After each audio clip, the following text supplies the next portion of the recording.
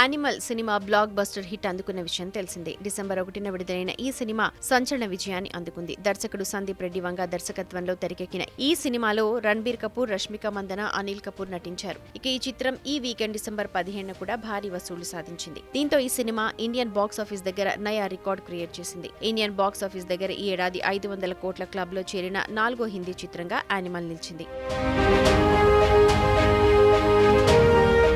December 1న grand గా animal cinema విడుదలైంది. తొలి రోజు ఈ సినిమా భారీ వసూళ్లు రాబట్టింది. ఈ చిత్రానికి విమర్శకుల నుంచి ముందుగా నెగిటివ్ ప్రచారం వచ్చినా కూడా సినిమా వసూళ్లపై ఎలాంటి ప్రభావం పడలేదు. ఈ సినిమా క్రమంగా వసూళ్లు రాబట్టడం ప్రారంభించింది. ఈ చిత్రం వీకెండ్ అంటే డిసెంబర్ 17న దాదాపు 12 కోట్ల రూపాయలు రాబట్టిందట. దీంతో ఇండియాలో ఈ సినిమా మొత్తం వసూళ్లు 500 కోట్ల రూపాయలకు చేరాయని బాలీవుడ్ రిపోర్ట్.